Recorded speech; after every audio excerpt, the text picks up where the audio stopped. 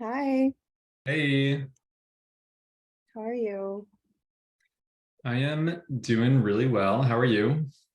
Same, I'm pretty good too. I am currently looking to try to make Twitch work. I have never done it on my computer and I'm awaiting verification code, like an email.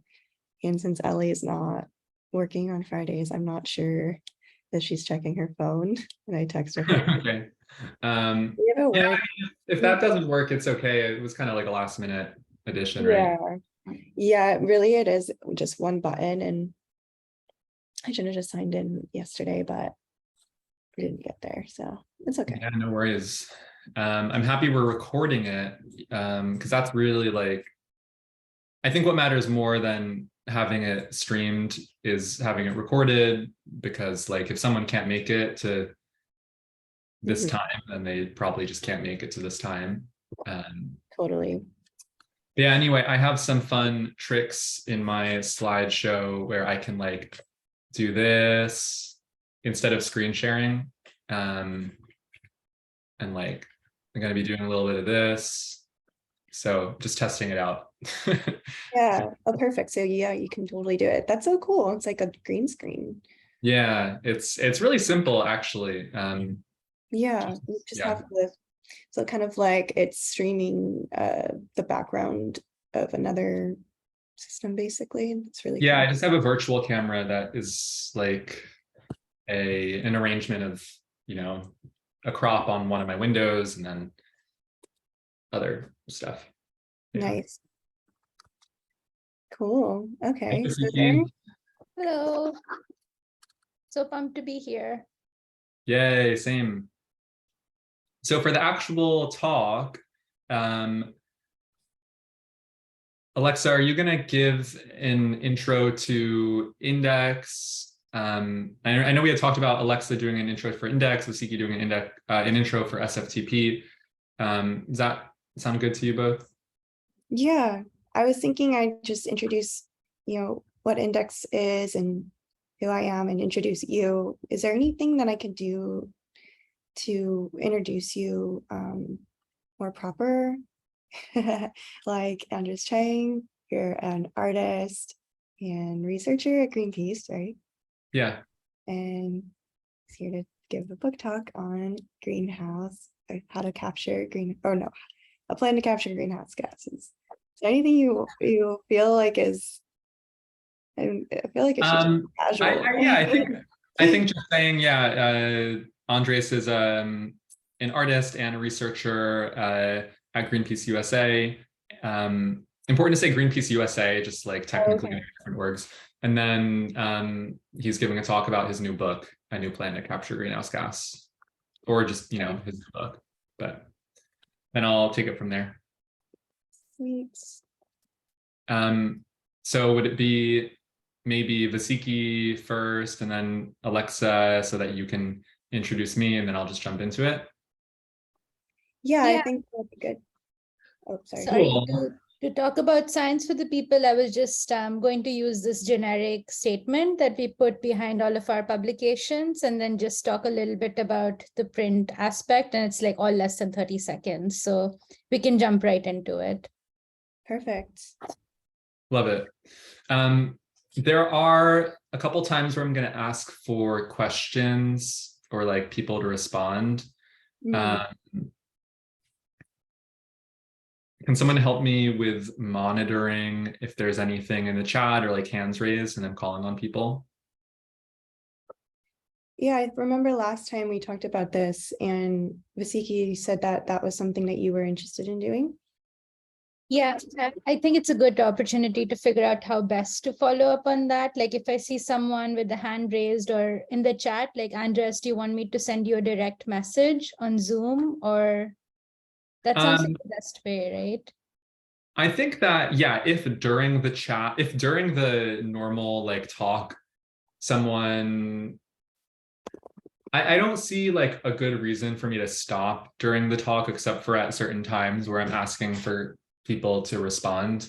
So Vasiki and I ran through the presentation last night. And so Vasiki, you know that I might ask for folks to respond about what they see in the drawings. So I think at that point in the talk, if folks are raising their hands, it might, one thing I might do is like ask people, oh, can you like, what do you see in this drawing? How's it fit into the bigger story? You can, you know, write it down in the chat or raise your hands, and Vasiki will call on you to share. Perfect. And then you can call on folks you see with their hands raised. I don't expect there are going to be like way too many people raising their hand, but probably no more than like 2 or 3 each time I stop, which is only going to be like twice in the talk. And then for the Q&A, I think I can probably facilitate it myself and just like call on people when I see their hand raised. Sounds great. Sounds like a plan. Cool. Okay. Ellie just got back to me with the verification code. And so I'm just going to try to just start streaming, and hopefully the verification code that I got is going to work now. I don't know if it has like a time limit, so let's see.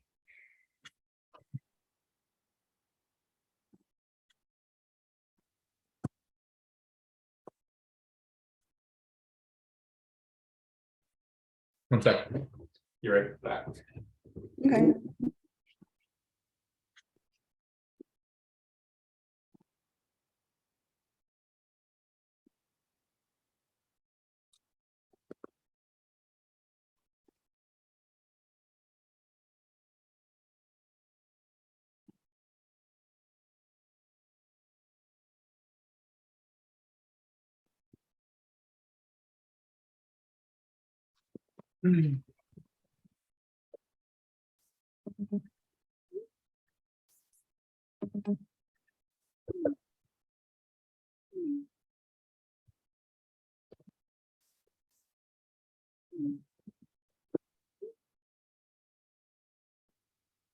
Sorry, just trying to coordinate with Ellie.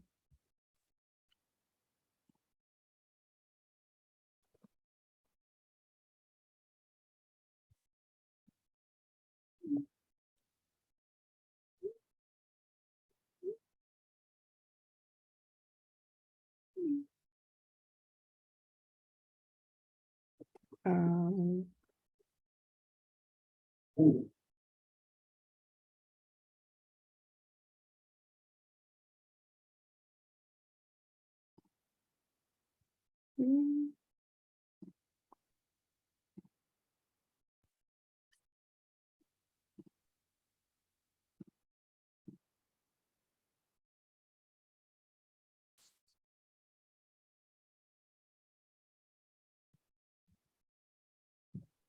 you should have gotten an email with the link, right? I just want to make sure it got to you correctly.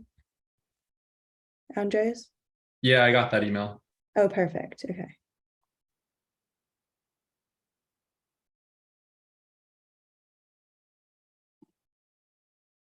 Five oh two 40.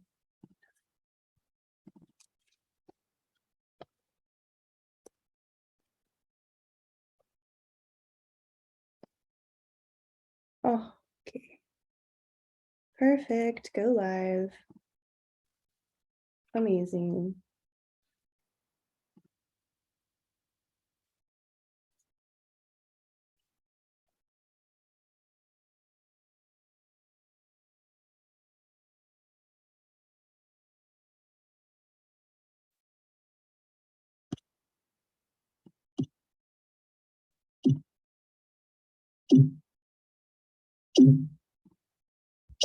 Oh, what's that? Oh, what's that? Oh, what's that? Oh, what's that?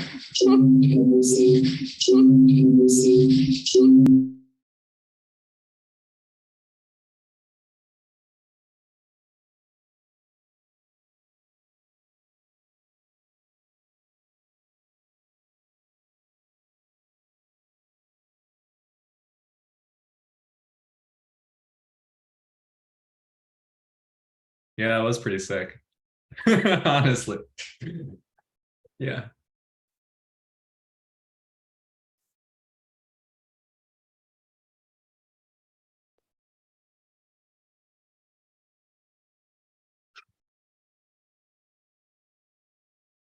Okay.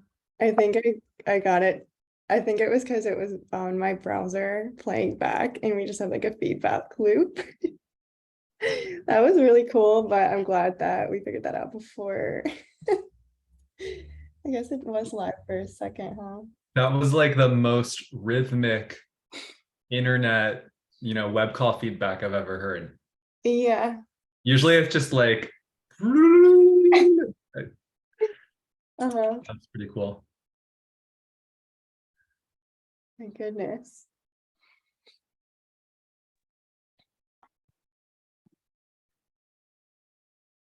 Hello. How are we doing? I'm doing great. How about you, Alex? Great. Happy to see you. Yeah, glad you could join.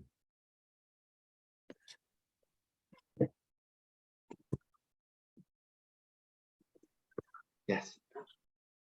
Hi. Hey, Flan. Hi. I'm gonna go join from my computer. Okay, cool.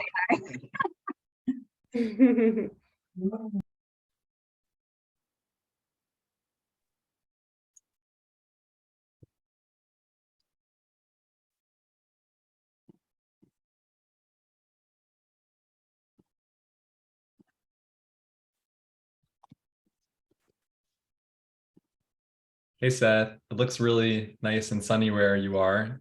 I guess it's probably New York, right? It's 60 degrees in Brooklyn, so I'm sitting outside. Hell yeah. I went on a walk before this and it's just gorgeous.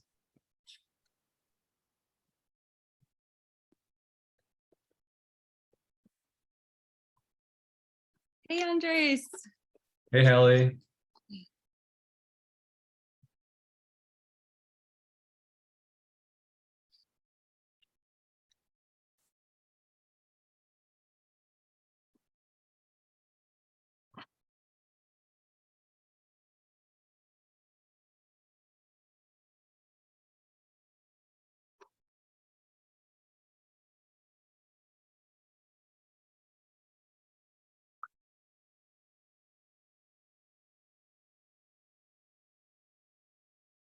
Just got my book. I'm so excited to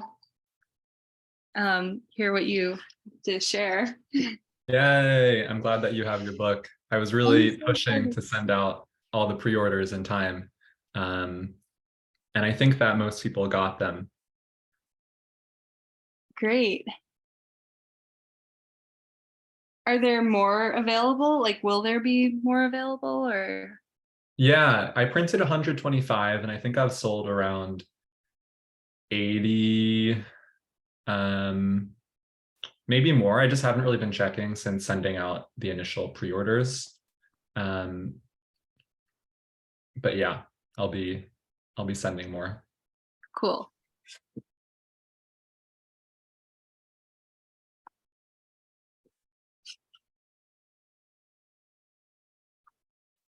Okay, I'm just letting everybody in, Thank you, Alexa. of course.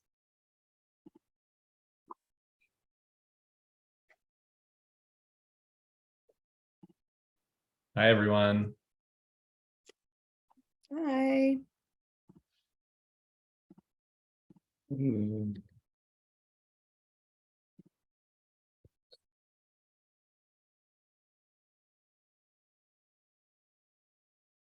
This is so fun seeing all of you here. It's like a miniature capstone. I have, folks from my activist community, my job, friends, a couple of family members. Good stuff.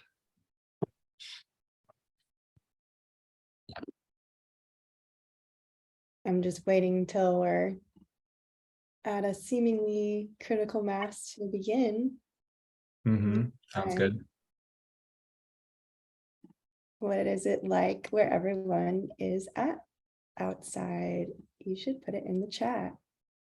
Are you having breakfast? Are you having lunch?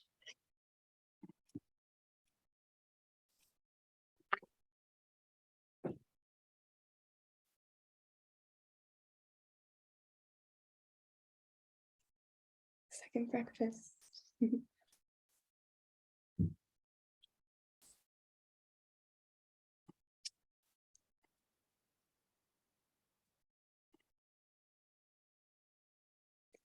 Okay.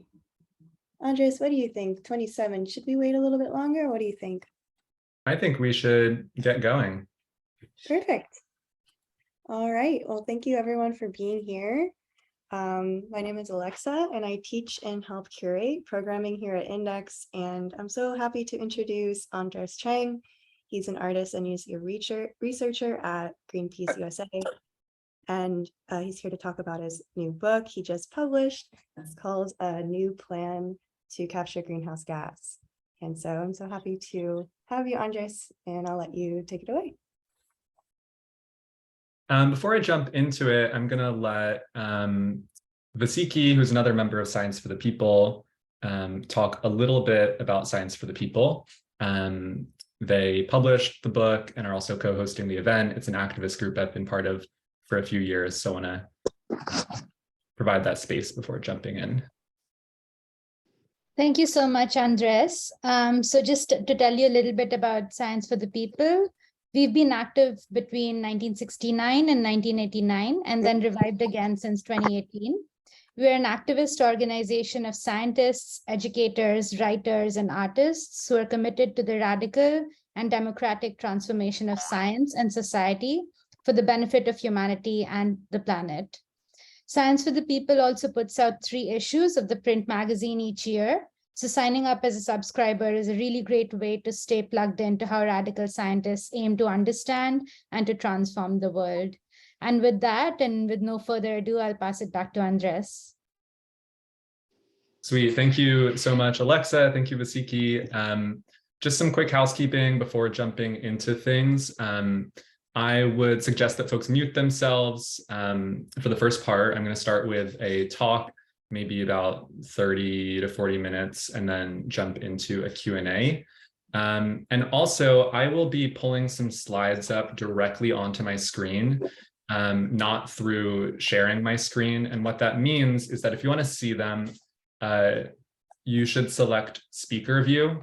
And to do that, you can just move your mouse into the top right corner of the window, where you might have a grid, you might already be on speaker view, and speaker view is at the top. So you'll be able to see the content I'm sharing, which will include drawings and some slides. So I'm really, really excited to be talking about this new book, A New Plan to Capture Greenhouse Gas. I published it with Science for the People magazine, and it's been a long time in the making. So I also want to give a quick shout out to the publisher, Calvin Wu, my lead editor, Alex Adams. I want to thank Ansar Fayazuddin, who's on this call, and we had lots of back and forth, emails, Zoom calls to sort of flesh out some of these ideas, and one of our conversations is transcribed in the book. And of course, thanks to Alexa, Ellie, and Vasiki for helping put on this talk. So with that, I will get into things. The project, A New Plan to Capture Greenhouse Gas, is really a reminder that to overcome the climate and ecological crises that we face, we really need to organize to dismantle fossil fuel empire and fundamentally change the fabric of our society. Of course, there are many different ways to tell that story and different ways to arrive at that conclusion. But the one that arrested my attention when I got started working on this project several years ago was the story of CO2 disposal.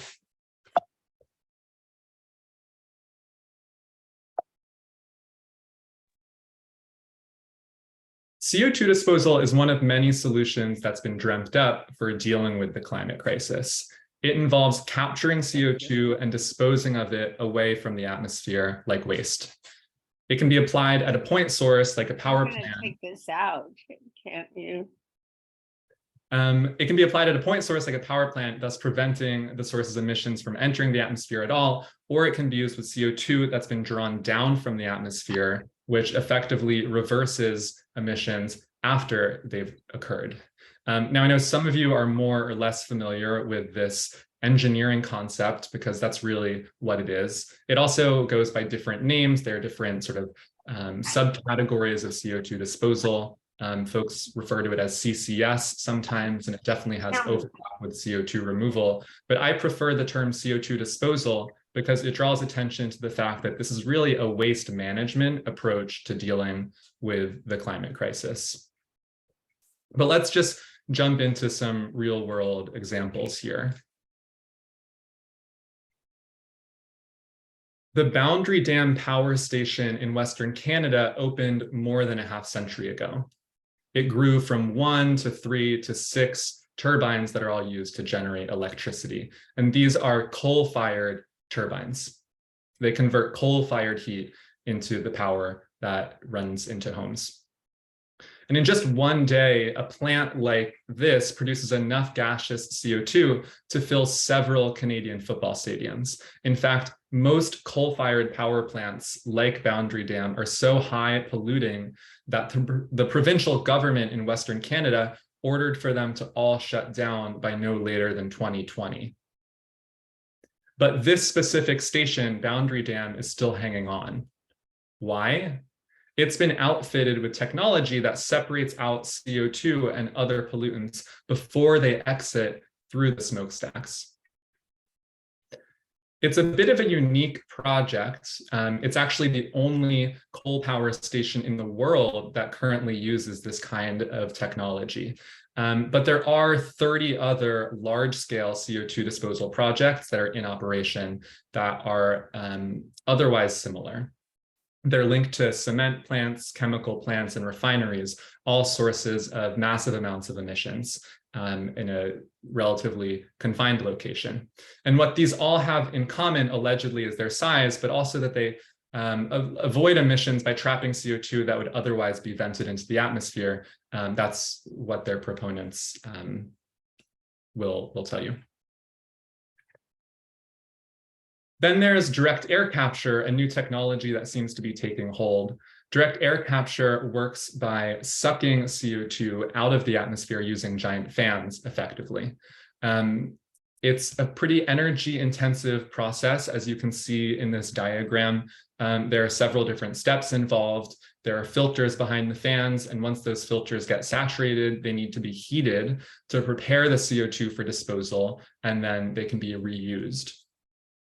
But these direct air capture plants, the ones that exist today, are not like Boundary Dam. They're much, much smaller. And as of today, there are only 18 direct air capture plants that are functioning around the world. All of them are small scale, and actually only 2 of them are used for CO2 disposal in the classical sense. The others recycle that captured CO2 into synthetic fuels and drinks carbonation. So to give you a sense of scale, this is the largest CO2 disposal plant that's operational. It's a Climeworks plant in Iceland, and it's pretty puny compared to the size of a power plant like Boundary Dam that we saw earlier. So just interesting to keep that in mind.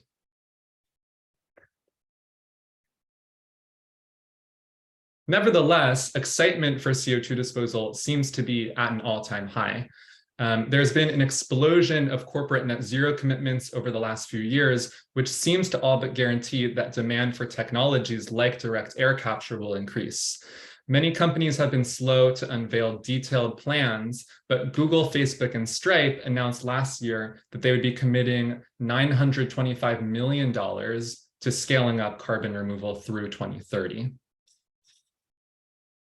As one might expect, several CO2 removal marketplaces have emerged onto the scene, and this whole space seems to be scaling up in real time.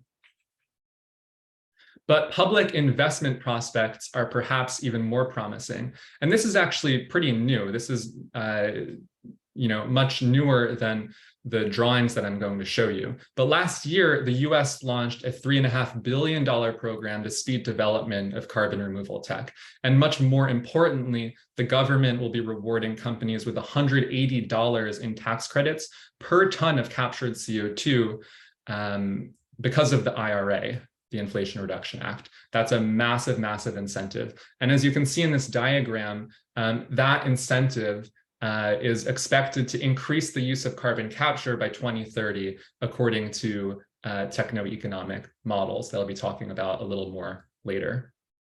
And that's an enormous increase over the amount that occurs in the US today.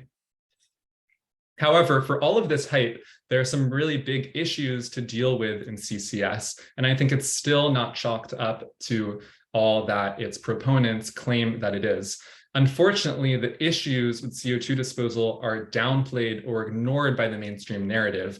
And in fact, they only became clear to me once I embarked on my own research. And I'll start talking about that so you have an idea of where I'm coming from. My obsession with CO2 disposal began at work. I worked at a UN-backed climate program called the Science Based Targets Initiative for 4 years, and eventually I would find myself leading the initiative's cross-sector research. Over the years, I spent many hundreds of hours working with computer simulations that were intended to guide climate and policy. These involved models of the global energy and land systems that were used to churn out cost-effective pathways for how global climate goals could be met. In some way, these models and these scenarios were the backbone of our initiative, which sat squarely at the nexus of science, policy, corporate sustainability, and finance. When I started working at this initiative, CO2 disposal and CO2 removal were not really part of our work. This was before net zero exploded in popularity around 2020, right? And also our work was focused on defining corporate emissions reduction targets that was pretty separate from all of the hubbub that was happening in the offsets market and this sort of techie space. But nevertheless, the idea of CO2 disposal was present in the periphery of my work. And there were 3 observations I had that ended up turning my interest into more of an obsession. What struck me first was realizing the immense scale of CO2 disposal in these computer simulations. Remember, these simulations are intended collectively to guide policy, and many of them depict more than 10 billion tons of CO2 disposal a year by 2050. That's a 5,000 times increase from today's level. To put it in perspective, the last chart, which shows how much the IRA would incentivize, was a 13 times increase in the US. We're talking about a 5,000 times global increase. And I've also just put an X on this chart where CCS levels in 2035 will be if the IRA proceeds as planned, according to modeling that's been done at Princeton. So this is a massive, massive increase in reliance on CO2 removal and CCS to actually achieve climate goals. What struck me next, and I don't think most people think about this when they are thinking about CO2 disposal, is the irony of invoking pipelines to solve the climate crisis. Because as you scale up this solution or this system, pipelines are needed to carry this captured CO2 to its disposal sites. Pipelines and other forms of infrastructure as well. Today, looking at 30 large-scale CCS programs around the world, projects around the world, this is not at the forefront of people's heads because those projects are cited in such a way as to reduce costs. So they're cited in a way that doesn't require this kind of interstate CO2 transportation. But you can imagine that if we're scaling this kind of technology up to billions of tons a year, the infrastructural requirements are huge. And historically, pipelines have been a vehicle for land theft and water pollution, in addition to carbon-dense fuel. Some of the biggest protests that we've seen over the last decade have been around pipelines. So the idea that we can sort of presume that the build out of this infrastructure will proceed in any way smoothly is extremely short-sighted and just flat out wrong, not to mention unethical and unjust. But what kicked me into investigative research mode was learning that certain types of CO2 disposal were illegal under international law until energy industry proponents who viewed this as hardly an inconvenience decided to revise the law.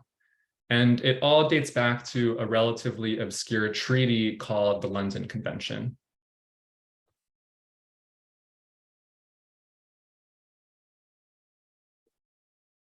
So this is where the first drawing series starts, and it's a bit of a surprising starting place. By the early 1970s, vast amounts of waste were being dumped into the ocean every year. Environmental activism was also on the rise, and so logically, ocean dumping became an increasingly visible and viable public concern at that time, especially because some of this waste was nuclear. We can only guess exactly how much, but EPA records indicate that more than 55,000 containers of nuclear waste were dumped into the Pacific Ocean between 1946 and 1970. But the bulk of what was and still is being dumped into the ocean was more mundane than that. Billions of tons of oil, dredged materials, and garbage. World governments were soon in agreement that something needed to change. So in 1972, at a UN-convened conference, they drafted a treaty known as the London Convention, which became one of the first global treaties to protect the marine environment from human activities, including oil, but it made it illegal under international law, that's the big piece, to dump or burn industrial and radioactive wastes at sea. It was enacted in 1977. And this treaty wasn't entirely effective, but it was still a major environmental achievement in some ways. And so things stood there for around 20 years. The agreement was further strengthened in 1996. A new piece was added onto it called the London Protocol. And this was different from the London Convention, which focused on specifically banning radioactive and nuclear waste. The London Protocol banned all kinds of industrial waste disposal at sea, except for a whitelist. So in the first version, basically called out several things that you couldn't dump. The new version banned all kinds of industrial waste dumping except for excluded categories. And according to the scientific advisory body to the United Nations at this time, CO2 was prohibited under that definition. So this meant that dumping CO2 point blank into the ocean, which I'll talk about later, was made illegal under international law, but also certain kinds of sub-seabed geological storage where CO2 is buried underground or mineralized into rock, which is a more classical form of CO2 disposal, or at least that's what we're more familiar with. That was also in some cases illegal. So this could have thrown off the niche field of CO2 disposal research that was quickly picking up steam in the 1990s, but it didn't. This idea of CO2 disposal was little more than an engineering concept, but a small and quite well-supported research community began to grow around it in the 80s and 90s. It was supported by powerful interests in government and heavy emitting industries, and they were basically not about to let an environmental treaty get in the way. So rather than accept the global agreement as it stood, parties to the London Protocol, at the behest of industry interests, decided that they would just revise the international treaty. And they had plenty of muscle to fall back on in this campaign. The US, Norway, and Japan were especially gung-ho about ocean-based CO2 disposal at this time. The International Energy Agency, which is a powerful intergovernmental organization, insisted that the treaty could be circumvented. And so that all sort of helped. And of course, corporations had a heavy hand in the CO2 disposal research that was happening at the time, and they were drumming up its potential as a climate-saving technology. And of course, in that same time span, big oil was spreading climate misinformation, and countries like the US took hardly any steps to crack down on fossil fuel use. I conducted most of my research into this history through primary documents, digging through treaty drafts, meeting notes, technical studies, and the like. I annotated and underlined these materials as I read them, and soon I found myself drawing on top of them as well.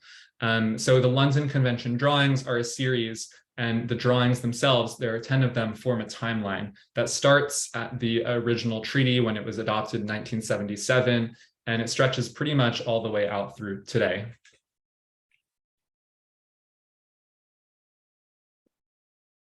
So I'm actually going to share some of these drawings, walk through them a little bit, but for this first drawing, I want to actually share it with you all and ask you, what it is you see in the drawing and how you think it fits into the story. Because part of the goal of these drawings is to turn the viewer into a detective, so you can enter into this story the same way that I did. So I'm going to make this full screen and then ask you all what it is that you see, if you can place it into the context of the story. If you want to, you can raise your hand. Vasiki will call on you or put it into the chat.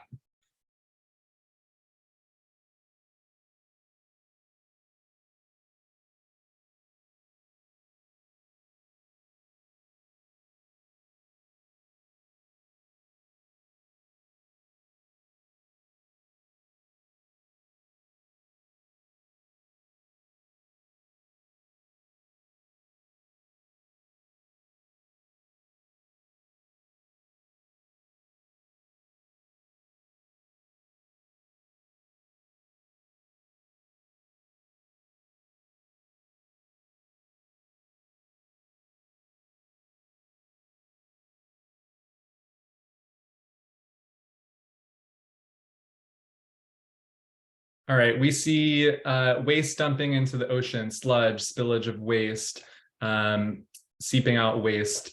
Yes, there is this associative drawing on top, and this is immediately what the research and digging into the treaty brought to mind for me.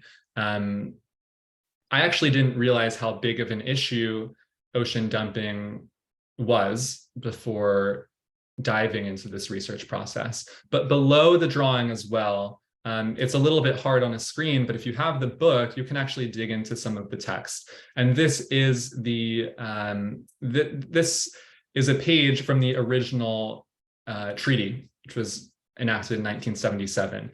And it expresses the overall intent and rationale behind the agreement, which very much was the fact that the oceans were being used as a dumping ground for this kind of radioactive waste, which probably would have been dumped in containers like steel barrels. But also, as I mentioned earlier, just lots and lots of oil and dredge materials being dumped into the ocean point blank.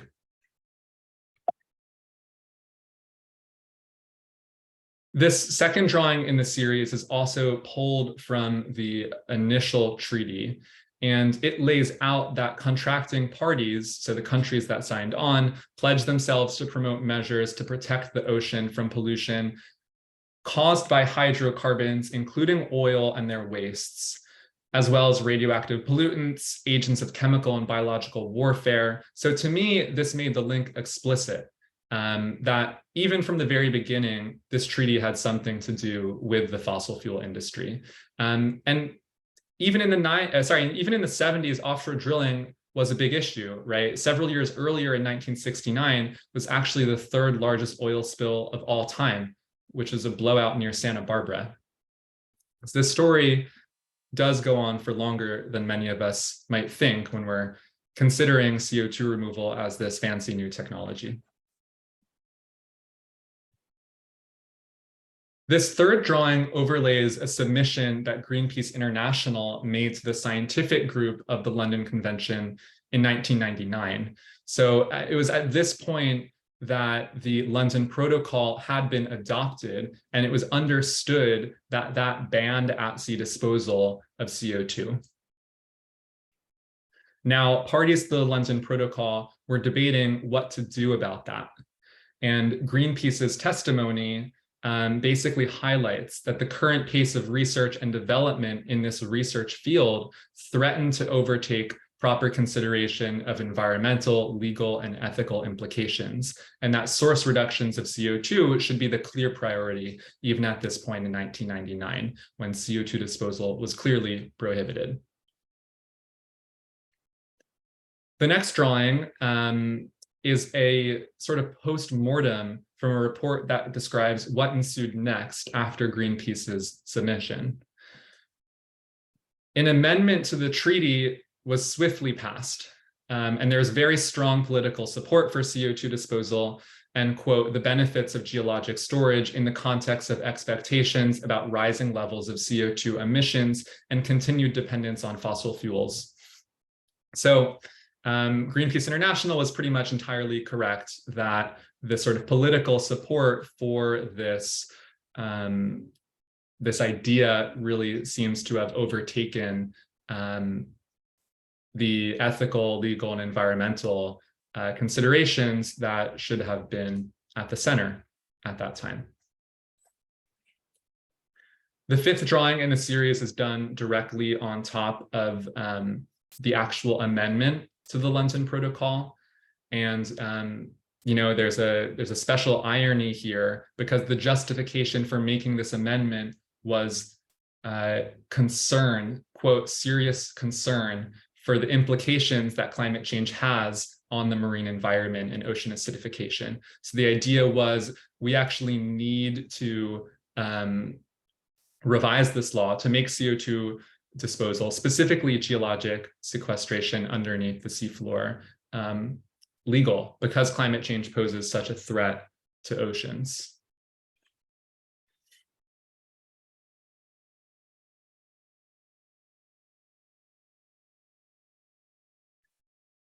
And I'll skip to the last drawing in the series here, but it kind of sums up my reflection on all of what I dug up and brings it to today.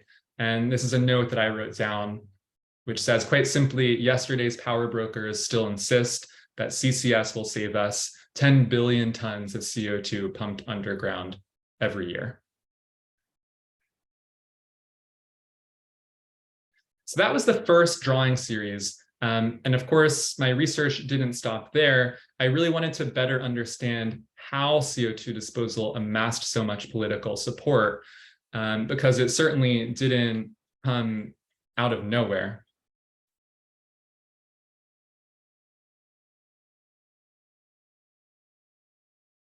I suspected that the scientific community played into this story somehow. Ever since my obsession began, I had been curious as to how techno-economic simulations used to guide policy came to rely on billions of tons of CO2 disposal. And learning that this was initially prohibited, at least in certain ways, by the London Convention grew my suspicion even further. One of my first interesting discoveries was that MIT hosted an event called the Third International Conference on Carbon Dioxide Removal in 1996. It was co-organized by Howard Herzog, which is a name that I just kept seeing over and over and will appear again in this story. But in this conference, more than 250 delegates from 26 countries attended. There was an extensive program of talks, panels, poster sessions, exploring the idea of CO2 disposal. And among them were sessions focused not just on carbon capture with geologic storage, where the CO2 is mineralized underground, but also direct ocean CO2 disposal. Direct ocean CO2 disposal has fallen out of fashion, but it's exactly what it sounds like. And in the 90s, it was being taken seriously by this research community. The idea is that you can take this captured CO2 and just dump it point blank into the ocean. There were specific methods dreamt up for how you would go about direct ocean CO2 disposal, and they sound like pure fantasy. Learning about them really hammered home for me the dissonance between what was happening in academia and in the real world. So the Green Man drawing series really runs with this idea. The drawing series tells two different stories about what was happening simultaneously. On one hand, the emergence of this CO2 disposal research community, which stemmed from very techno-solutionist roots in the late 1980s. And on the other hand, the story of the failure to actually deal correctly with climate and environmental issues over that same time span, despite clear global warming evidence and public concern. There are different layers to the drawings, similar to in the last series. It's a shorter series, it's only 4 drawings. But in the Green Man drawings, there's an underlying set of technical studies, an overlying set of news clippings, and then a colored pencil drawing of a face called the Green Man shining through. And the technical studies, as you'll see, move from global to micro scale. So there's sort of this telescoping effect that you'll hopefully notice.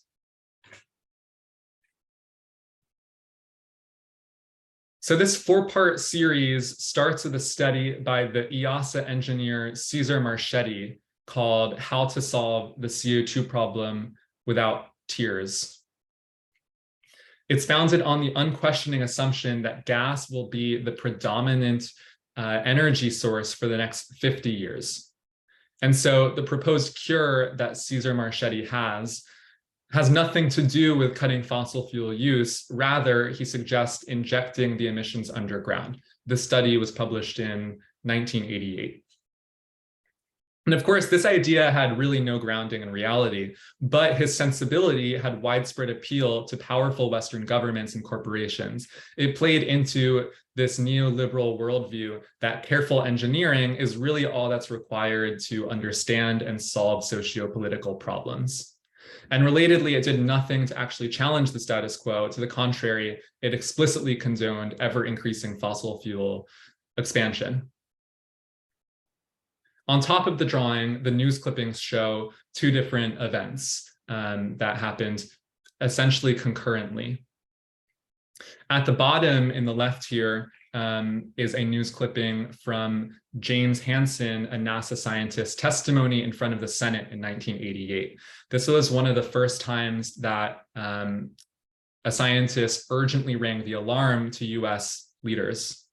And the second news clipping that you see here shows that just about a year after that, the US, with support from Japan, Britain, and the USSR, blocked the adoption of a global agreement that would have capped emissions and then required them to be reduced, a global agreement. And arguably, this is the closest the world has ever been to such a binding agreement on emissions or climate.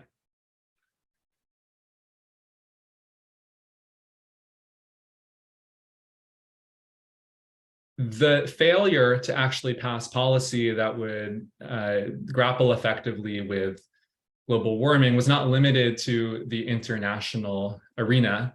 Later in the decade in the US, domestic attempts to reduce emissions also failed. So the Clinton administration had pushed an effort for a BTU tax, which would have been an energy tax meant to reduce energy consumption and in that way start to deal with the global warming problem. It was a bit of a half-hearted effort though, and the news clipping here, the title of it is that lobbyists did a number on the BTU tax, and it was sort of revised so heavily that it really had no effect at all. There were industry exemptions everywhere. And the drawing in the background shows 5 different hypothetical options for direct ocean CO2 disposal. So what I was mentioning earlier about how this all seems so really pie in the sky and fantastical, you can see in this drawing a diagram showing different options. They include blowing CO2 into the ocean with a straw, basically, and letting it pool on the bottom. Dragging CO2 to be dispersed by tankers, and also freezing it into dry ice and then dropping that dry ice into the ocean as well. It's kind of wild. Fast forward a few years to 1997, this is, I think, another story on its own, and one that really caught my attention. Because until this point, most planned and completed studies of direct ocean CO2 disposal were purely hypothetical, right? This is the kind of study where you have an engineer doing some back of the envelope calculations about how much CO2 disposal is feasible in an energy system based on cost or geology alone. But in January of this year, 1997, MIT's Howard Herzog penned a report to the US Office of Fossil Energy advocating for further research. And by December of that year, he was among the recipients of $4 million of funding to conduct direct ocean CO2 field experiments in Kona, Hawaii. And news of this experimental idea leaked to the press and to the community before the researchers intended. And the news clipping in the top right here, called Feds to Test Impact of Dumping CO2 into Kona Waters, was how most people found out about it. There was really swift community opposition and blowback. Folks in Hawaii were distrustful of mainlanders to start with. So the people who were fighting back against this project already didn't trust mainland scientists from the US. There were folks that were involved with the Hawaiian sovereignty movement who were part of the sort of Stop CO2 Dumping coalition that formed. Folks also opposed it because of the risks that it posed to the marine environment, at least the perceived risks. And the idea that this was a distraction from the need to actually phase out fossil fuels. And what you'll see in the news clipping in the last drawing is that the experiment was totally called off after years of back and forth between the researchers and the community. There were years of, this conflict went on for years, and eventually Howard Herzog's team pulled out. There were lots of permitting issues, and they actually tried to take it to Norway, and the Norwegian government gave them a permit to do the same experiment. But when they showed up in Norway, civil society organizations campaigned against the experiment again, and it was canceled for a second time. So this whole experiment, which would have been the first direct ocean CO2 disposal field experiment, was a complete and utter failure. But what's really quite notable to me is that despite that, Howard Herzog, who led the experiment, ended up accruing sustained support from Chevron, ExxonMobil, Shell, Saudi Aramco, Peabody Energy, Ford, General Motors, and other corporations in the following years. They basically joined with Howard Herzog at a consortium hosted by MIT, whose explicit goals were to influence policy and get policymakers on board with this idea, an idea that failed not once, but twice. So researchers like him, I think, are part of the problem. They have been allured, at least in part, by corporate sponsorship and professional fame. And by offering this sort of conduit to policy, it really does the whole movement a disservice.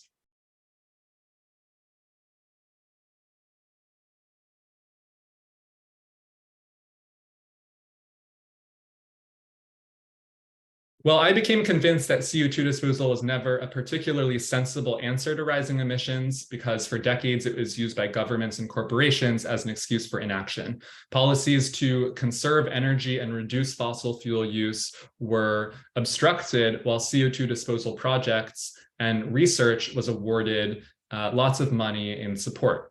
And concerns over CO2 disposal are as relevant today as they were 20 years ago. For one, CO2 disposal is still undermined by its links to the fossil fuel industry. And putting our hopes in CO2 disposal means entrusting our future to some of the biggest, most evil corporations out there, because those are the ones that actually own this infrastructure and can wield it, unless we take a much more revolutionary and radical approach. It can absolutely still be used, CO2 disposal that is, to justify weaker near-term action as well. And we saw that in Biden's State of the Union a couple of days ago. He goes out on the stage and talks about how big of a crisis the climate change is, and then says, we're going to need oil and gas for the foreseeable future. And that kind of thinking is only propped up. The only reason it has even a modicum of legitimacy is this idea of CO2 disposal and CO2 removal. So this whole project to me underscores the importance of several monumental shifts in our thinking, which, to be honest, have much more to do with politics than technology. First, I think we need to be shifting from techno-solutionism to strategies for building power, because one of the predominant ways that we think about the climate crisis, or at least that the mainstream thinks about the climate crisis, is from a techno-solutionist perspective, where we will solve the problem by scaling up technologies and reducing costs or barriers to adoption. And that's really not enough. What we need to be doing is organizing for power, organizing for mass democracy and wealth redistribution, organizing to tax billionaires out of existence and making big oil pay for the damages they've caused, and for good jobs in the transition to a whole new kind of world. Second, we need a shift from individualism to mutually supportive infrastructure. And this is how we can meet the needs of everyone without vastly overstepping ecological limits. Because if we are going to meet our climate and ecological goals with less of a reliance on these kinds of technologies, we need to be collectively reducing our energy consumption, not just our emissions footprint, but our energy consumption. Because by reducing your collective energy consumption, that is how you make it easier to reach 100% renewable energy with less pressure on biodiversity, with less space for human rights violations, and with less of a need for these kinds of technologies as well. So what does this mean, shifting from individualism to mutually supportive infrastructure? I think it means public transportation and walkable cities, the right to repair, better access to recreation and flexible work schedules, and paring back consumerism so we're not wasting as much in our day-to-day life. And the third shift, which ties back to the second, is shifting from fossil-fueled empire to global repair and justice. This means undoing both energy access and wealth disparities between the global north and the global south.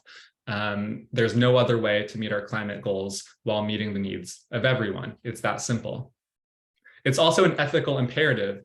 Countries like the United States have caused so much harm around the world. The legacy of imperialism has wiped out entire languages and cultures, and we cannot allow that to continue. North-South climate debt payments, anti-imperialism, and degrowth in the global north are all potential ways of getting there. And these three different shifts, those aims, are inherently political and pro-worker because they entail a transfer of wealth and power. I would say such framings for the climate crisis might be perceived as radical, but they're not especially new. The idea of climate debt payments and the return of indigenous lands to indigenous peoples were actually central facets of the Cochabamba People's Agreement, which was adopted in 2010. Now, a lot of people are unfamiliar with the Cochabamba Summit, which occurred in 2010, but this summit was sort of an alternative to the UN annual climate convention, but it's a people-powered grassroots bottom-up version. The Cochabamba Summit convened more than 30,000 people from over 100 countries, and its People's Agreement has remained a cornerstone of some resistance movements. So I'll end this by saying that something you hear a lot from proponents of techno-solutionism and CO2 disposal is that it's impossible to meet our climate goals without it. But I believe that it's also impossible to meet our climate goals by relying primarily on technology as the cure. Techno-solutionists want you to think that their way is the rational way and that rationality points the way we need to go. But it's simply not true, because under current constraints, both of these visions, both the techno-solutionist vision for saving the climate and this people-powered version that I've laid out, are just as impossible. And I don't mean that to be bleak, because really my takeaway is that we can and we need to strive for what seems impossible today and yank it into the terrain of what really is and can be possible. And the way to do that is organizing and building power and building new forms of mass democracy that give people a seat at the table. Otherwise, we're not getting anywhere at all. And to me, this is how we'll build the world we want our descendants and other species kin to have.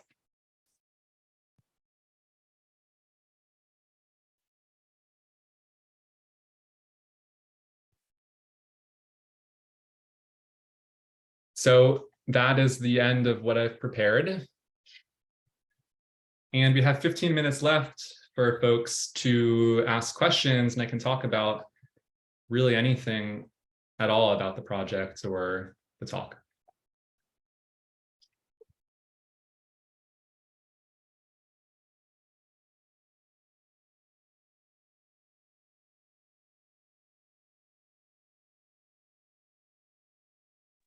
There was a question from Cliff in the chat a while ago. I can read it out if it's not accessible to you. It says, how would trillions of tons of CO2 supposedly be absorbed by the oceans? How would it affect marine life?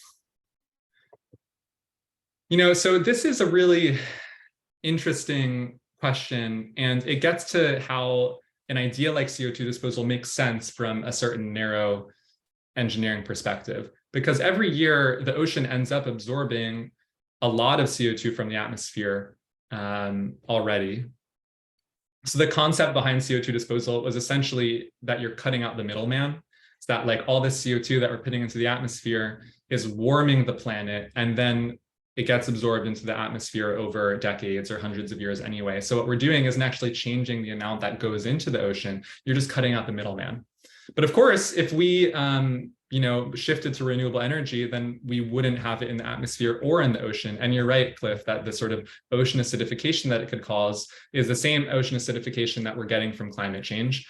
And what scientists were concerned about at the time of this research as well was the local impacts, because if you're dumping CO2 by pipeline into the ocean, the local impacts of that on like any sort of marine life were really not clear.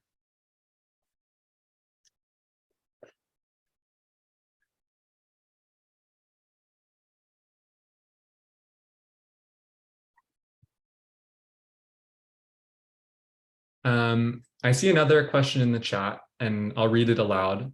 If folks have more questions as well, raise your hand, or you can write it in the chat too. And this question is that I read in the introduction about your choice to depict the green man motif and how it's been found all over the world, but most commonly observed in medieval European architecture. I would love to hear you elaborate based on your personal experience during research and how you reached that choice. Does this relate to any travel or field work I've done or observed? So I actually haven't done much travel or field work related to the green man. I'm looking around to see if I have a book with me. I don't, but there's a community of, there's sort of this community that has developed around the icon of the green man. It's a very mysterious and mystical icon because it does appear mainly in medieval and European architecture and dates back centuries, but it's not only found there. It seems like an icon that appears across several different cultures. But to me, the reason that the green man was so fitting for this project is that some folks interpret the green man as a symbol of humans and nature working together in harmony. But others see the green man and they see it as a symbol of the inevitable downfall and ruin of mankind, sort of a reminder of our death, like a memento mori. And they point to the fact that the green man on the surface maybe is laughing, but other times the green man really looks like he's in agony or anguish, and there are just leaves growing out of his mouth, growing out of his face. And I actually had never even heard of the green man until researching the MIT CO2 disposal conference. And at that conference, the organizers handed out award certificates for the best research that were called the Green Man Awards. So it's just like too perfect of an analogy.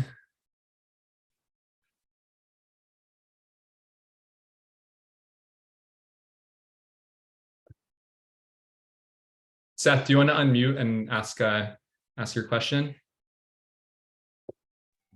Yeah, there's a plane right now.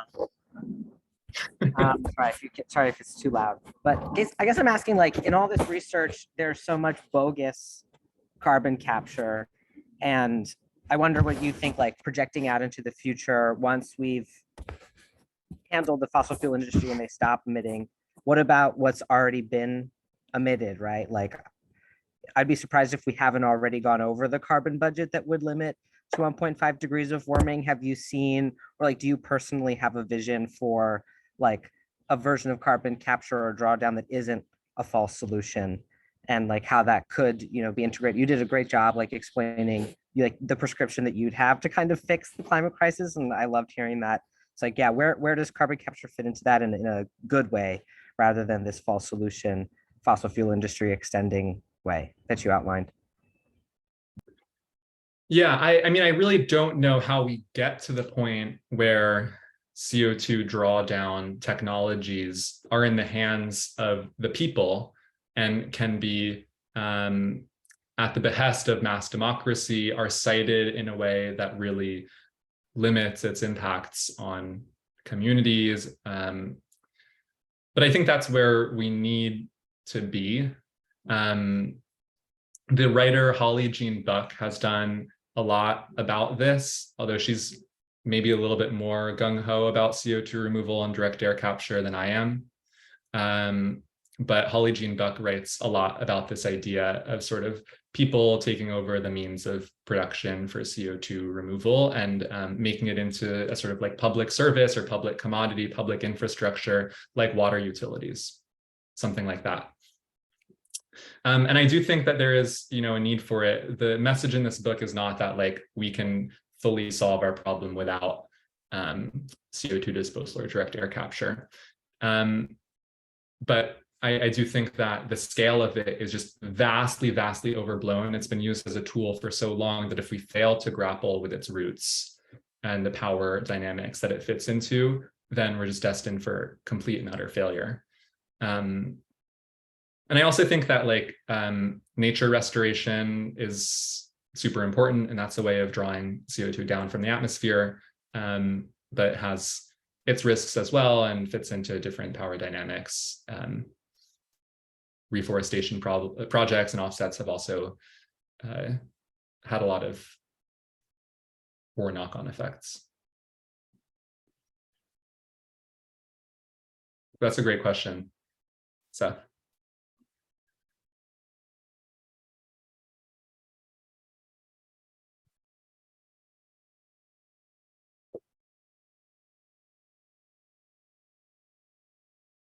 Cliff, I like your comment about having read this in conjunction with another book about handling nuclear waste.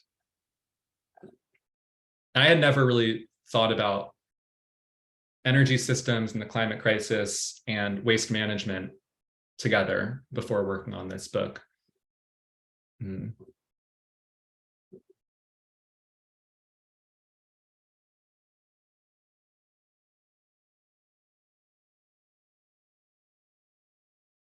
Jessica, do you want to unmute and tell me about phytomining? Because I haven't heard of it.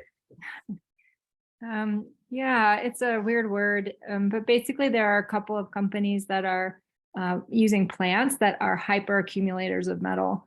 And so they can create a farm that then the plants suck up, often they can be used as remediation of a spoiled environment, but they also have the ability, these particular plants, to hyper accumulate metal, and then they can actually harvest the plants, process them into metal ore.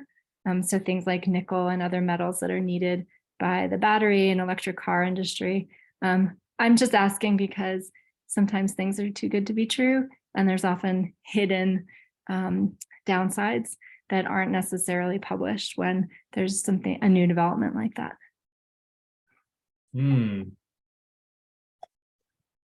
Or maybe it is great. I don't know. Has anyone else done research into phytomining or know about it and want to chime in? I've read a few articles on it, and it seems really cool for remediation, but not really like an actual source for materials at scale. So it's kind of like, yes, it can do 2 out of the 3 things, but the fact you could somehow make our excessive need for precious metals part of the a circular natural system is kind of seems to me like fantasy, but I'm not sure. Yeah, but I think for like a Superfund site that's super contaminated, if you find the right plants and you can plant them there on rotation for X number of years and bring the place back to some better benchmark that it's not totally contaminated, that's, in my opinion, that's worth it. But I'm not sure if industry would get behind that as yeah, we'll stop nickel mining and we'll just use these plants forever.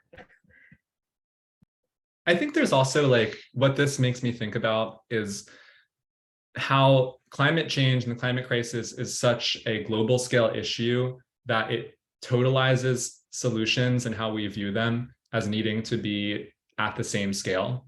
And like climate models, the sort of models I was talking about earlier, they're an example of that, where like the sort of CO2 removal that occurs in these simulations is bioenergy, carbon capture and storage, and just like billions and billions and billions of tons of this one technology.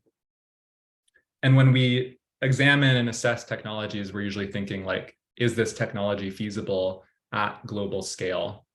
But it does make me wonder, you know, like, can we actually be applying technologies at a smaller scale, or like entrusting communities or, you know, states, counties, cities to figure out their own way of maybe contributing to this global scale problem with more boutique, smaller scale solutions? I don't know.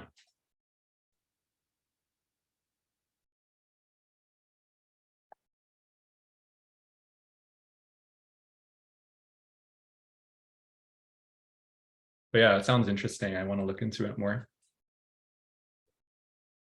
Well, thanks everyone so much for joining. If you don't have the book and you want the book, I would just plug it again. You can order it online. I wonder if there's a link we can throw in the chat for folks. I believe there's one on the website for the event. Let me grab it. So everyone,